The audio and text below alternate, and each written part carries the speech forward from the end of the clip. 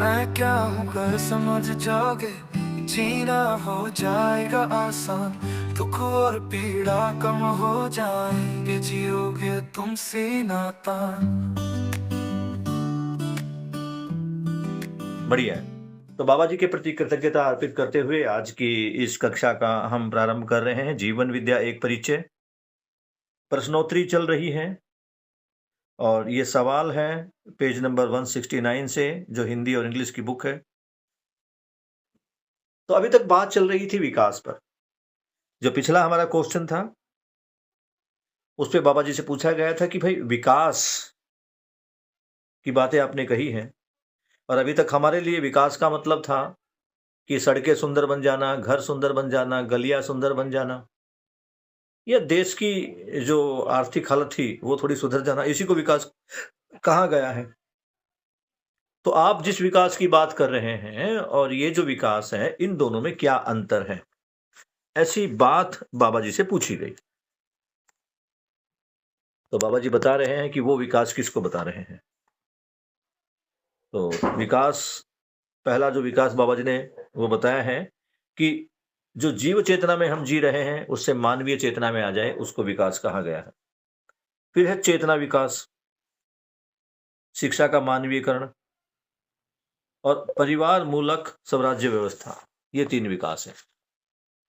तो अब बाबा जी बात कर रहे हैं डार्विन के लिए, क्योंकि जो वहां पर व्यक्ति थे वो ये पूछ रहे हैं कि जी एक विकास की थ्योरी डार्विन ने भी दी थी।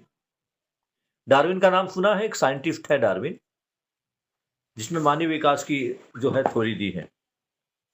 ये डार्विन की थ्योरी, ये हमारे विज्ञान में बड़े मतलब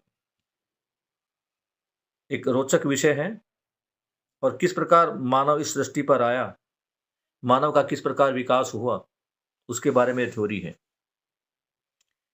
तो इससे पूछा जा रहा है कि डार्विन ने भी विकास का सिद्धांत बताया था, जो आज भी मान्य है, अर्थात आज भी इसे हम पढ़ते हैं।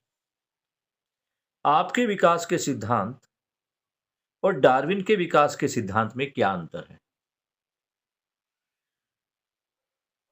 2 सिद्धांत हो गए विकास के, एक बाबा जी वाला है, एक डार्विन वाला है।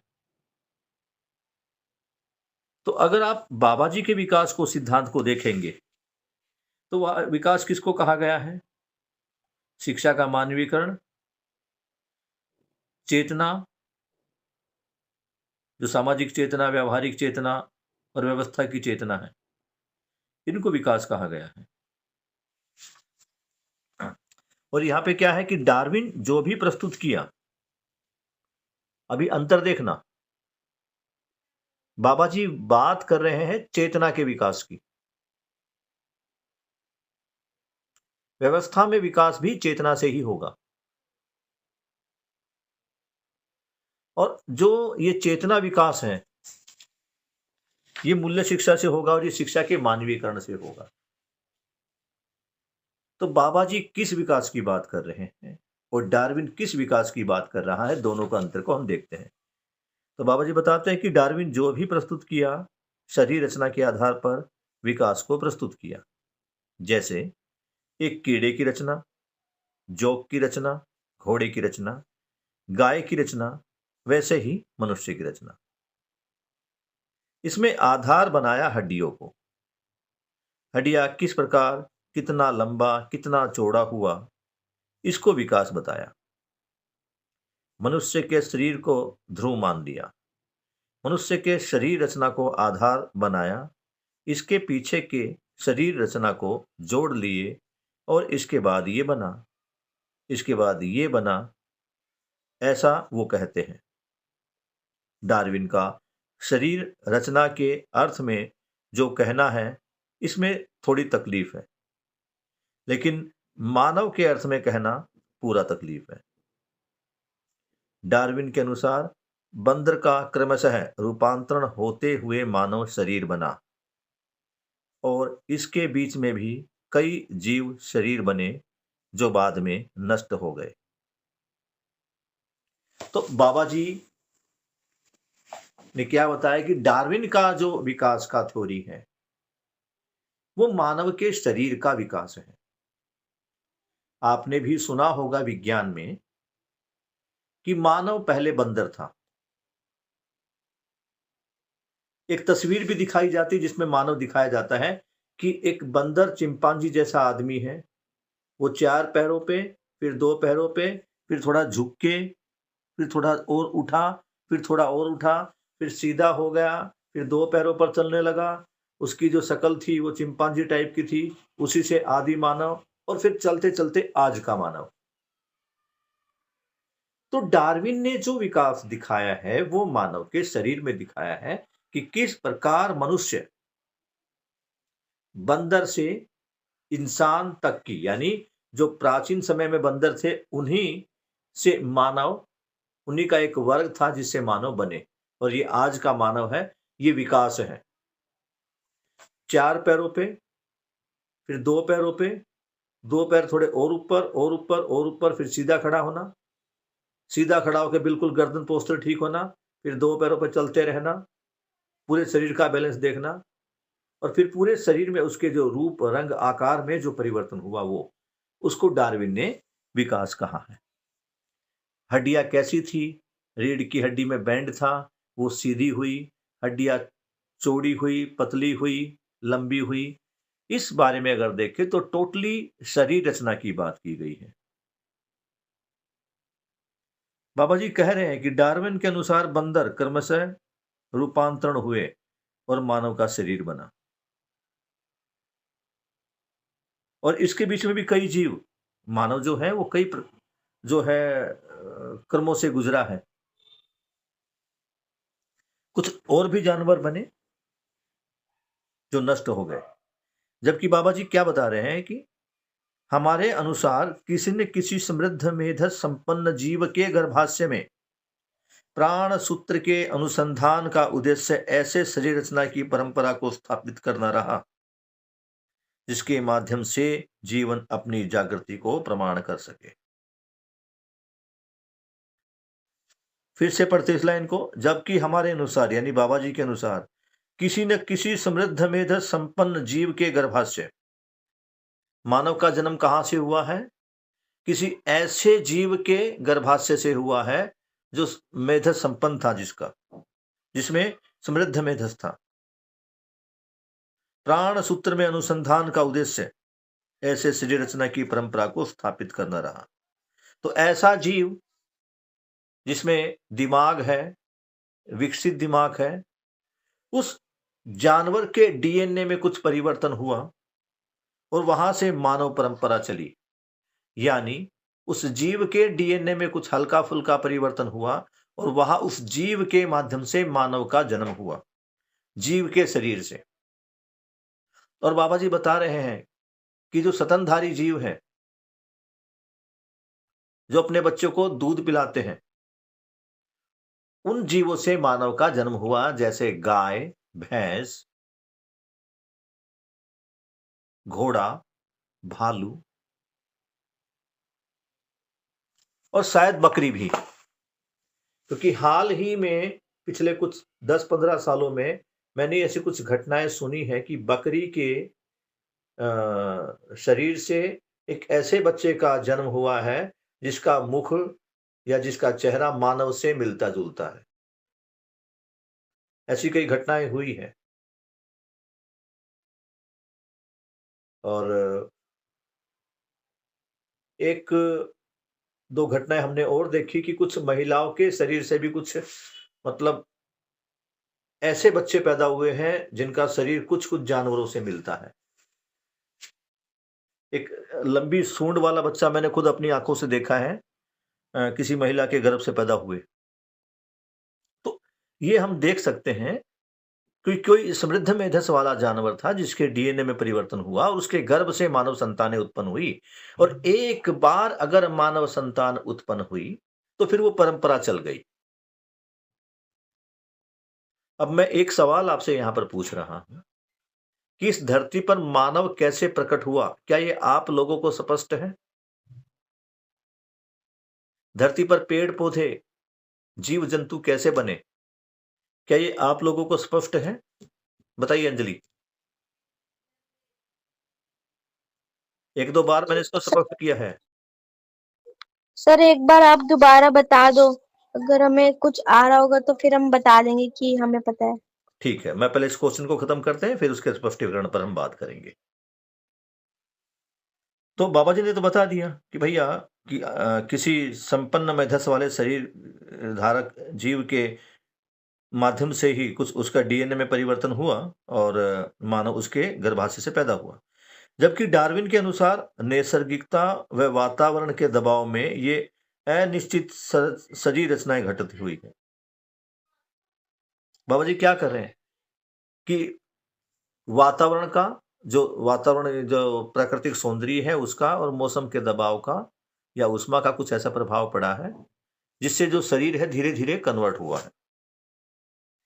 जीवन ज्ञान डार्विन को था नहीं। डार्विन नहीं जानता था कि मनुष्य में जीवन नाम की भी कोई एंटिटी है। जीवन को ध्रुव मानकर उन्होंने कुछ नहीं कहा। देखिए, अध्यात्म में एक खास बात है कि उन्होंने थोड़ा सा आत्मा की तरफ ध्यान दिलवाया है, लेकिन ये वैज्ञानिक लोग नहीं मानते इसको। वैज्ञानिक शरीर संरचना के आधार पर ही जीवों का वर्गीकरण करते हैं, इसलिए मानव को भी एक जीव ही माना है। तो उन्होंने जीवन को ध्रुव मानकर कुछ भी नहीं कहा। जीवन और शरीर के संयुक्त रूप में ही मानव होता है। अभी भी विकास को खोजते हैं तो शरीर में, हड्डियों में खोजते हैं, और उसके लिए नोबेल प्राइज होते हैं, डिग्रियां होती हैं, नौकरियां होती हैं। उनके विकास का ध्रुव मानव शरीर है। तो उनके अनुसार शरीर को तैयार करके मानव बन जाता है, वह हुआ नहीं। इतनी बढ़िया बात की है बाबा जी। ये जो वैज्ञानिक मानते हैं ना, ये वैज्ञानिक अब कुछ लोग मानने लगे कि कुछ कॉन्शियसनेस है, कोई चेतना है। उससे पहले शरीर को ही सब कुछ मानते थे। आदमी जिंदा है क्योंकि हार्ट काम कर रहा है, हार्ट फेलियर होगा तो आदमी मर जाएगा। तो आदमी के जीवन और मरण का जो उन्होंने पैमाना लिया वो हार्ट को ले लिया, कभी फेफड़ों का ले लिया, कभी किडनी का ले लिया। तो अलग अलग अंगों को उन्होंने जीवन का पैमाना माना। जबकि बाबा जी बात कर रहे हैं कि जीवंतता बनाने वाला जीवन ही है। आप सभी अंग जो ठीक से काम कर रहे हैं उनको एक साइड असेंबल कर दो और फिर उनमें प्राण फूंक के देख लो, नहीं होगा, क्योंकि जीवन नहीं है। और जीवन क्या है? प्राण भी तो तभी फूके जाएंगे ना जब जीवन का एहसास होगा कि जीवन क्या है। तो ये जो वैज्ञानिक है अभी जीवन को ही नहीं समझे हैं, इसलिए शरीर को ही विकास का ध्रुव माना है। मानव शरीर की हड्डियों के दायरे में व्याख्यात होती नहीं है। इसकी गवाही है, डार्विन ने खुद लिखा है कि मैं स्वयं शरीर के हड्डियों के दायरे में व्याख्यात नहीं होता हूं। वह मानव को व्याख्यायित करने में असमर्थ है। अब देखो, वो मानव शरीर रचना के बारे में तो बता रहा है, लेकिन मानव को हड्डियों के आधार पर वो अलग अलग पार्ट में डिवाइड करे, ऐसा नहीं है। मानव शरीर की हड्डियों के दायरे में व्याख्या नहीं होती। यानी मानव शरीर को अगर मुझे व्याख्या करना है तो केवल हड्डियों के रूप में नहीं होगी। हड्डियों के अलावा भी मानव शरीर में बहुत सारे अंग हैं, उनको भी कंबाइन करते हैं।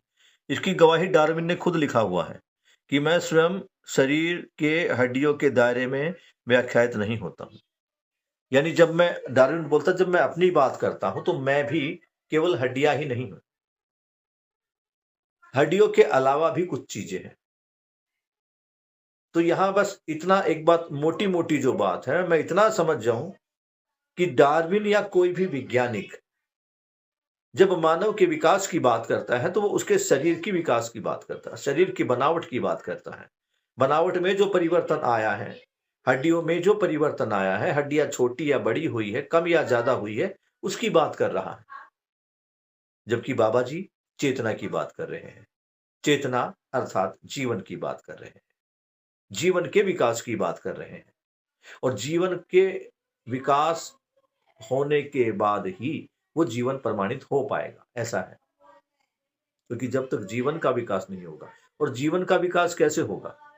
जीवन का विकास होगा समझ के साथ। अभी तक 2 मिनट होल्ड रखना बेटा एक बार।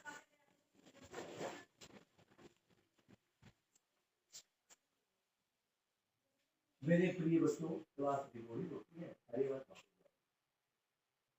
एक गिलास मेरे को पानी दे, और एक गिलास पानी दे, और एक गिलास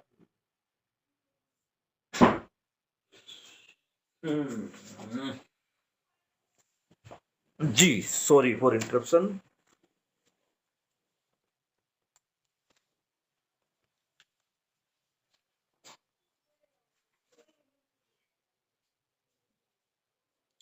वह मानव को व्याख्यात करने में असमर्थ था। रचना विधि में आप श्रेष्ठता को विकास कहते हैं, जबकि विकास का जो ध्रुव बिंदु है वह जीवन है। मनुष्य के शरीर के विकास के बारे में जो कहा गया है वो रचना विधि पर आधारित है। अभी के मानव को देखें तो वो शरीर रचना में सबसे श्रेष्ठ है और उसको ही विकसित शरीर के रूप में देखा गया है, जबकि विकास का ध्रुव बिंदु शरीर नहीं है, जीवन है, ऐसा बाबा जी बताते हैं। जीवन के बिना शरीर का कुछ काम नहीं है। शरीर चाहे वो बंदर टाइप का हो या इस इंसान टाइप का हो, जब तक जीवन को नहीं समझेंगे, चेतना को नहीं समझेंगे, तब तक शरीर को समझ के कुछ होने वाला नहीं है।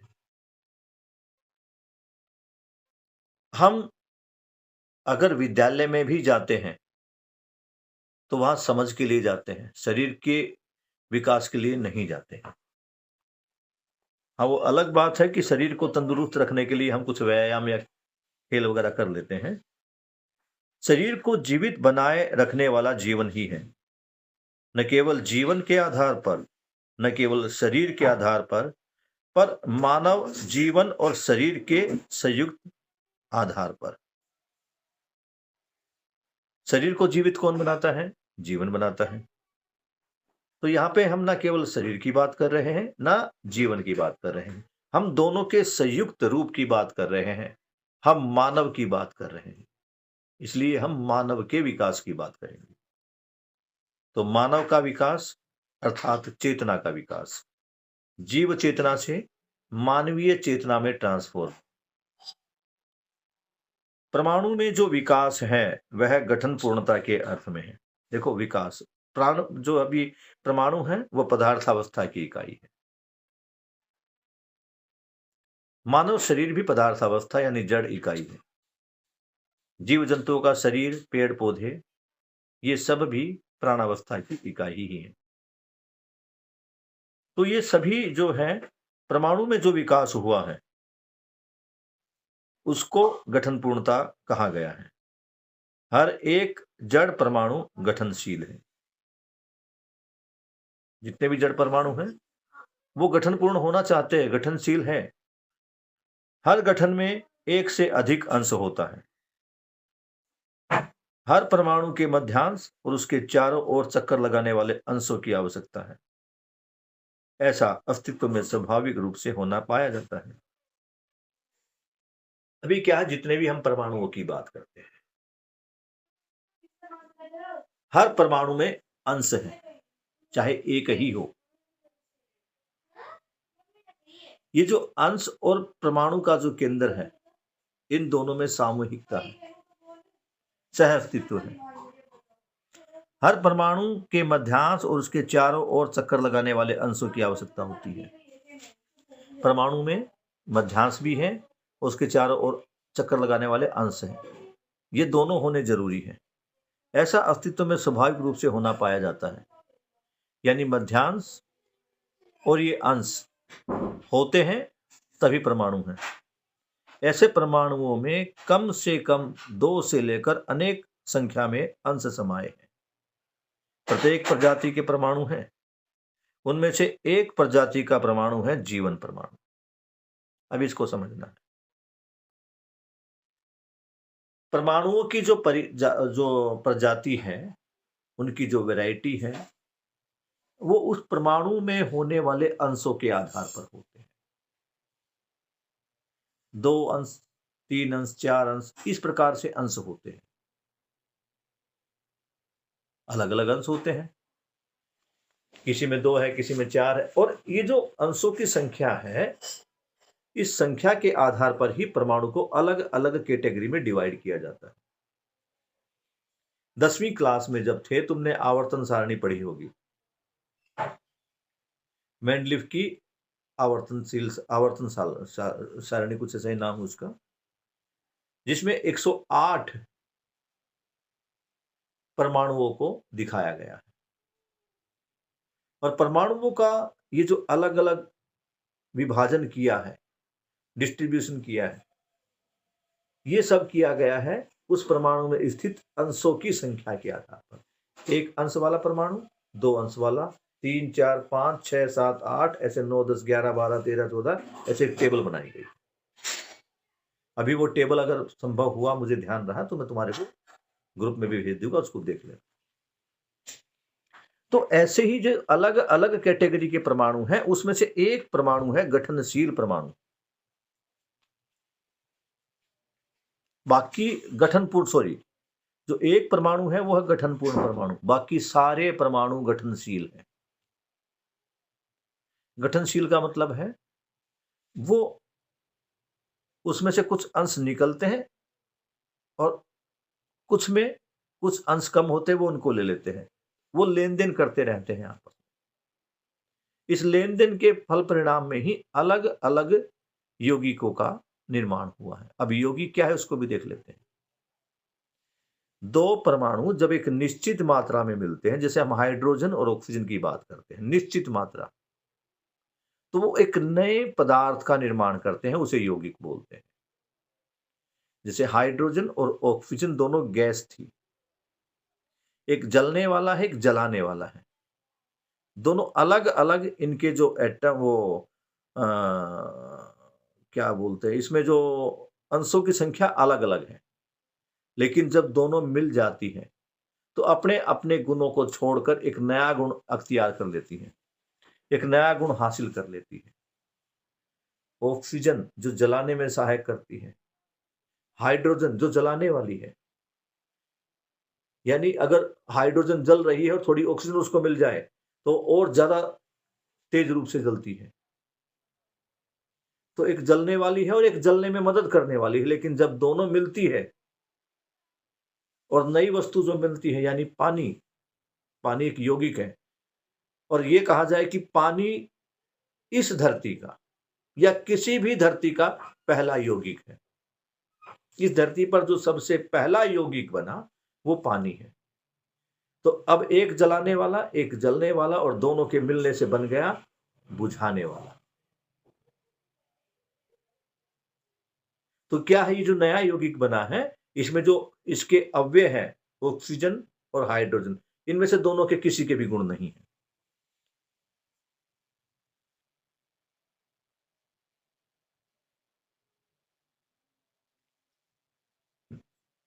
तो ये जो लेन देन चल रहा था, ऑक्सीजन हाइड्रोजन जो मिली, तो एक में भूखे परमाणु, एक में जीर्ण परमाणु, दोनों मिल गए, बात बन गई। तो अब देखना क्या है, बाबा जी कह रहे कि एक ऐसा परमाणु भी है जो गठन पूर्ण हो चुका है, उसे ना तो कुछ चाहिए ना वो कुछ देगा। ऐसे ही परमाणु को बाबा जी ने नाम दिया गठन पूर्ण परमाणु, चैतन्य परमाणु, जीवन। इसमें 61 अंश है। वो 61 अंश किस तरह से है, वो परमाणु का चित्र में बाबा जी का जो है वो आगे किसी बुक में आएगा, तो मैं आपको दिखाऊंगा।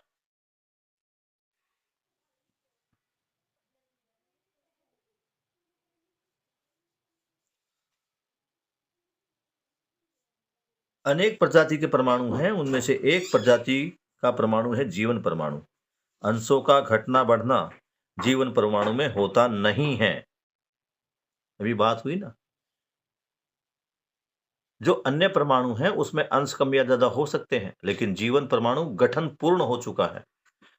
पूर्ण होने का मतलब कंप्लीट है, अब उसको ना चाहिए ना उसके पास कम है ना ज्यादा हो, कंप्लीट है। इसलिए अक्षय शक्ति, अक्षय बल संपन्न होता है।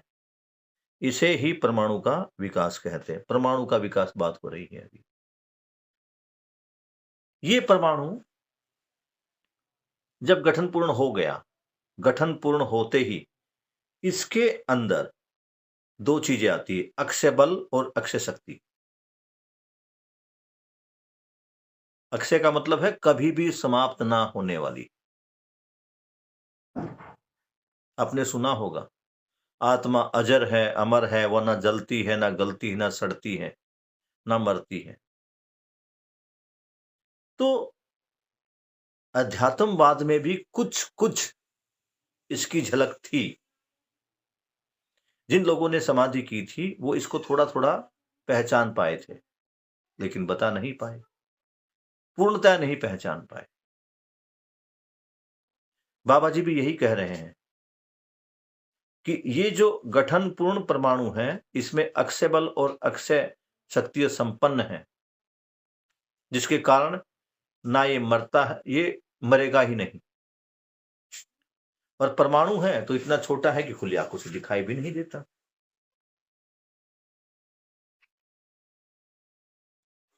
ये अक्षय बल अक्षय शक्ति संपन्न होना, इसी को परमाणु का विकास कहते हैं, यानी गठन पूर्णता ही परमाणु का विकास है।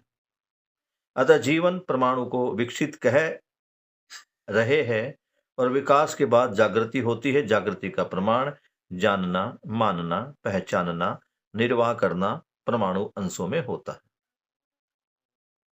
ये जो गठन पूर्ण परमाणु है, आप किसी भी परमाणु को देखिए, कोई भी जड़ इकाई देखिए, उसके जो परमाणु हैं उसमें पहचानना और निर्वाह करना होता ही है। जैसे ऑक्सीजन के परमाणु जो है, उसने हाइड्रोजन के परमाणु को पहचाना। वो पहचान रहा है कि हम मिलेंगे तो हम एक दूसरे के साथ मिलकर निर्वाह कर पाएंगे, यानी बॉन्ड बना पाएंगे, रह पाएंगे।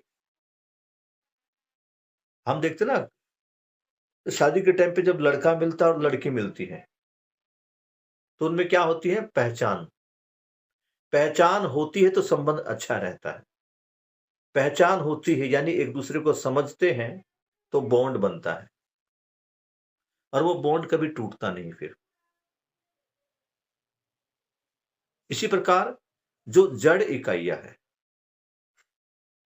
ये जो जड़ इकाइयां है, इसमें भी बॉन्डिंग होती है। अलग अलग परमाणु आपस में बॉन्डिंग करते हैं और मिलकर रहते हैं, तो इसे कहते हैं पहचानना और निर्वाह करना। अब हाइड्रोजन का परमाणु किसी और के साथ तो मिला ही नहीं, लेकिन ये नहीं कि वो मिलकर कुछ और नहीं बना सकता है, नहीं बनाता, बनाता है, लेकिन अंशों की संख्या ऊपर नीचे होगी। अर्थात कहने की बात यह है कि ये जो परमाणु हैं, इनके अंश हैं, ये भी आपस में एक दूसरे अंश के साथ अपनी पहचान को, अपने संबंध को पहचानते हैं, संबंध को पहचान के निर्वाह कर रहे हैं। वो मानवीय संबंध नहीं है, ये जो प्राकृतिक संबंध है उनकी बात हो रही है। ये पदार्थ है, प्राकृतिक अवस्थाएं हैं, तो आपस में एक दूसरे को पहचान रहे। ये जो जड़ अवस्था यानी पदार्थ अवस्था और प्राण अवस्था, ये जो आपस में लेन देन इनका हो रहा था, ये लेन देन भी जो है ये पहचानना और निर्वाह करना ही है। मिट्टी को पता है कि पौधे को क्या चाहिए, और पौधे को पता है कि मिट्टी को उपजाऊ होने के लिए क्या चाहिए, तो पहचानना है और फिर पहचान के वो चीज प्रोवाइड कर रहे हैं, यानी निर्वाह भी कर रहे हैं। तो ये पहचानने निर्वाह की बात हो गई। अब ये जो जानना और मानना है, ये जड़ इकाई में नहीं होता है, यानी जितने भी परमाणु हैं वो सब जड़ इकाइयां हैं, उसमें जानना मानना किसी भी चीज में नहीं है। जानना मानना केवल इस चैतन्य इकाई यानी गठन पूर्ण परमाणु में ही है। जीवन ही जानना, जीवन में ही जानना और मानना है, शरीर में नहीं है। शरीर में पहचानना और निर्वाह करना है। कैसे? जैसे शरीर के अंदर जो मेरा शरीर है वो हजारों अरबों खरबों कोशिकाओं से बना हुआ है। सारी कोशिकाएं दिखने में एक जैसी हैं, लेकिन हार्ट वाली कोशिका को पता है कि मुझे किस कोशिका के साथ मिलकर काम करना है। हर कोशिका को पता है कि मुझे किस कोशिका के साथ मिलकर क्या काम करना है। पहचानना और निर्वाह करना हो रहा है, लेकिन जानना और मानना जीवन में है। तो जब मनुष्य की बात करते हैं तो मनुष्य जड़ और चैतन्य यानी गठनशील और गठनपूर्ण परमाणु, इन दोनों का मिला हुआ रूप है। तो मनुष्य में चारों क्रियाएं होती हैं। जड़ होने के कारण पहचानना निर्वाह करना, और चैतन्य होने के कारण जानना और मानना।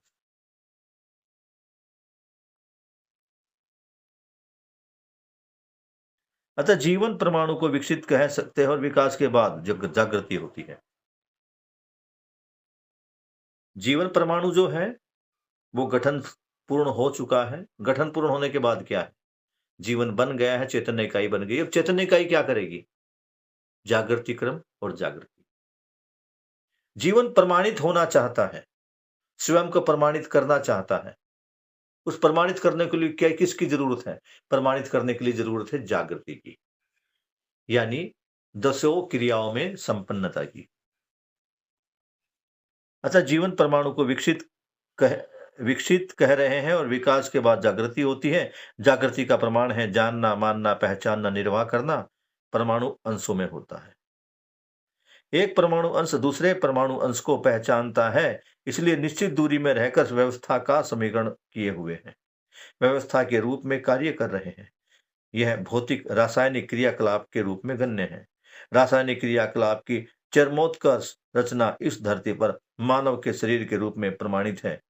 शरीर को जीवन मान लिया है। कितनी बढ़िया बात की। क्या बता रहे भैया बाबा जी? मैंने बताया ना कि एक परमाणु अंश दूसरे परमाणु अंश को पहचानता है।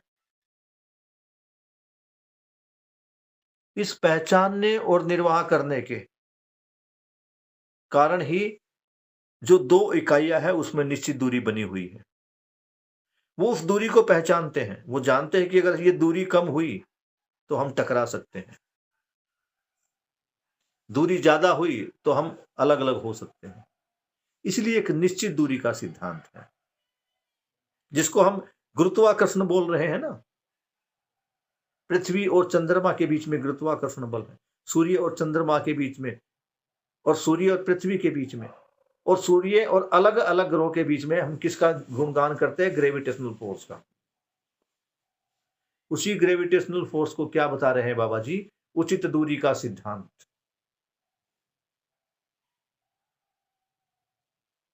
उस उचित दूरी के सिद्धांत के कारण ही वो चीजें आपस में नहीं टकरा रही। और ये उचित दूरी का सिद्धांत कौन पहचान रहा है? ये परमाणु पहचान रहा है, जो कि धरती, चांद या अन्य ग्रह, नक्षत्र, गोल, ये सब पदार्थावस्था की इकाई है। ये परमाणु है, जड़ इकाइयां हैं, और इसमें पहचानना निर्वाह करना है। तो पहचानना क्या? उचित दूरी को। पहचानना क्या? कि इस उचित दूरी के साथ निर्वाह कैसे होना है। व्यवस्था को पहचानना। ये उचित दूरी के कारण ही व्यवस्था बनी हुई है। और अगर ये जो जड़ इकाई है, इस जड़ इकाई की जो सबसे श्रेष्ठ जो रचना है, जड़ इकाई में तो क्या क्या शामिल है भैया? देख लो आप। पदार्थावस्था है, मिट्टी, पत्थर, धातु, मणि है। फिर उसके बाद प्राणावस्था, तरह तरह के पेड़ पौधे हैं। उसके बाद भी वनस्पति है, जीव जंतु है, मानव है। तो मानव जो है वो जड़ इकाई की यानी पदार्थावस्था की सबसे श्रेष्ठ इकाई है अब तक की। तो ये जो सबसे श्रेष्ठ इकाई है, जब इसके साथ चैतन्य इकाई बनती है तो मानव बनता है। और हमने क्या किया? शरीर को ही जीवन मान लिया। इस शरीर को ही जीवन मानकर इसको ही संतुष्ट करते रहे, शरीर के विकास में ही लगे रहे, जीवन को सुंदर किया नहीं, तन की सुंदरता पर लगे रहे। तरह तरह के क्रीम, पाउडर, कपड़े और इस शरीर की सुख सुविधाओं के लिए अलग अलग प्रकार की वस्तुएं, इन्हीं में लगे रहे, बस हो गया काम। तो सबसे बड़ी पीड़ा यही रही कि शरीर को ही जीवन मान लिया और शरीर को ही सुख देने में, शांति देने में लगे रहे, जबकि सुख जो है वो शरीर की नहीं, जीवन की आवश्यकता है। और आपको ध्यान होगा, जब हमने मेरी आवश्यकताएं इस विषय पर बात की थी, तो हमने देखा था कि कौन कौन सी वस्तुएं हम पैसे से खरीद सकते हैं। कुछ ध्यान है क्या बेटा जी? कौन कौन सी वस्तुएं, भानु एक मिनट, है बेटा? मेरी आवश्यकताओं की बात हमने शिविर में की थी अपने 7 दिन वाले में। हम कौन कौन सी वस्तुएं पैसे से खरीद सकते हैं? यस सर, याद है। ठीक है, तो एक बार फिर से एक लिस्ट बनाते हैं और देखते हैं कि कौन कौन सी चीजें हम पैसे से खरीद सकते हैं। और जब लिस्ट बनाते हैं तो तुम देखोगे पैसे से जो चीजें खरीदती हैं, पैसा अपने आप में एक भौतिक इकाई है। भौतिक समझते ना, फिजिकल, जिसको हम टच कर पाते हैं। हम पैसे को टच कर पाते हैं। पैसा भी अपने आप में पदार्थ ही, कागज है। और इस पदार्थावस्था की इकाई से, इस जड़ इकाई से हम जितनी भी चीजें खरीदेंगे वो सारी जड़ वस्तुएं ही होगी, यानी वो सारा मेटेरियल वर्ड ही होगा। क्या क्या खरीदेंगे भैया? कुछ धातु खरीद सकते हैं, कुछ पत्थर खरीद सकते हैं, कुछ मणियां खरीद सकते हैं, या जो उसकी उन्नत इकाई है यानी वनस्पति, इनसे बना हुआ कुछ फर्नीचर खरीद सकते हैं, या जो उससे उन्नत इकाई है कुछ जीव जंतु जानवर, वो खरीद सकते हैं।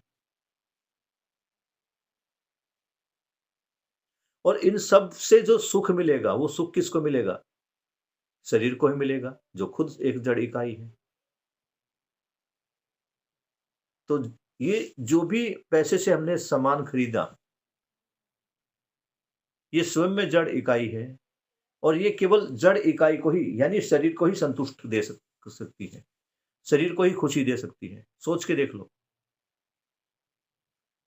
क्या एक 1.5 करोड़ के मकान में, 4 करोड़ की गाड़ी में और 80 लाख के बिस्तर में तुम्हारे जीवन को कोई खुशी मिलेगी? इनका सुख लेने वाला शरीर होगा या जीवन होगा? सोच के देखो। मैं भी 1 मिनट आ रहा हूं।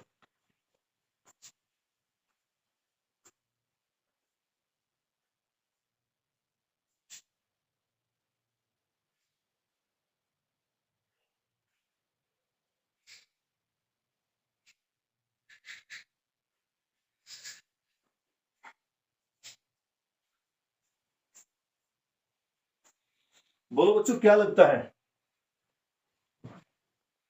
पैसे से जो हम सामान खरीदते हैं वो भौतिक है या अभौतिक है?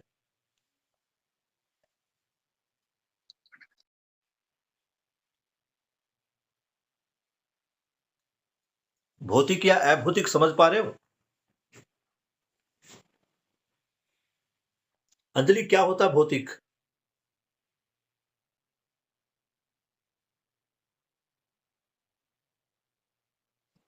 समझ पा सर रहे? Material things. मटेरियल, वस्तु, पदार्थ, भौतिक पदार्थ, भौतिक ही है, ठीक है ना? तो पदार्थावस्था की वस्तु से पदार्थावस्था की वस्तु ही खरीद सकते हैं, और उससे पदार्थावस्था यानी ये जड़, पदार्थावस्था का एक दूसरा नाम जड़ है।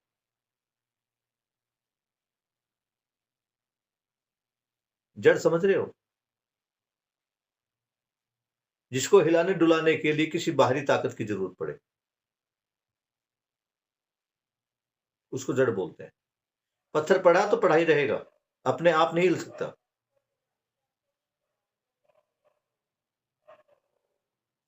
तो जो जड़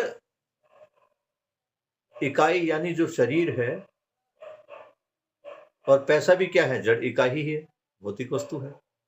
तो भौतिक वस्तु से भौतिक वस्तु ही खरीद सकते हैं, और इससे मानव की जो भौतिक इकाई यानी शरीर है उसी को खुशी मिल सकती है। हमारी आवश्यकताएं जो हम पैसे से खरीद सकते हैं, वो सोना, चांदी, हीरा, मोती, घर, कपड़े, ये हो सकती है।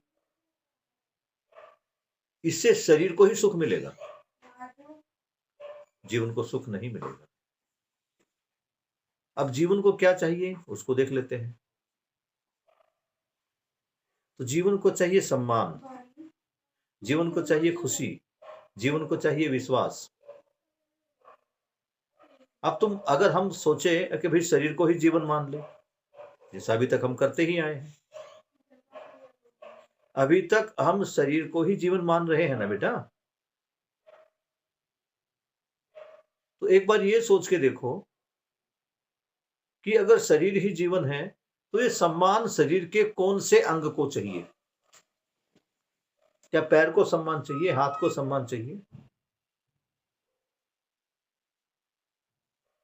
कई बार हम भावना में बहकर या आस्था में बहकर कहते हैं सम्मान किसको चाहिए? सिर्फ मन को चाहिए सम्मान। अभी देख लो, मन नाम की कोई वस्तु, मन नाम का कोई अंग हमारे शरीर में है या नहीं? विज्ञान ने मानव के शरीर के अंदर के और बाहर के सभी अंगों को बताया है। हार्ट है, लीवर है, किडनी है, ब्रेन है, इंटेस्टाइन है, कुछ अंदर नर्व्स है, सेल्स है, ब्लड सेल्स है। लेकिन कभी भी आपने शरीर के बारे में नहीं सुना होगा कि शरीर में कोई जो है मन भी रहता है। कहीं है मन? कुछ लोग जब बात करते हैं भ्रमित अवस्था में, वह कहते जी मन मतलब दिल। मन दिल का दूसरा नाम नहीं है, और ना ही मन नाम का कोई अंग इस दिल के अंदर है।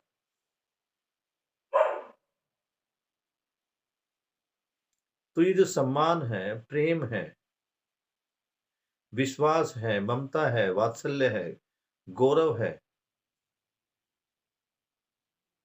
ये भौतिक वस्तुएं नहीं है। यू कांट टच देम, आप इनको छू नहीं सकते, और जीवन को भी आप नहीं छू सकते। जीवन को आप देख सकते हैं शरीर में जो जीवंतता बनी हुई है उसके रूप में।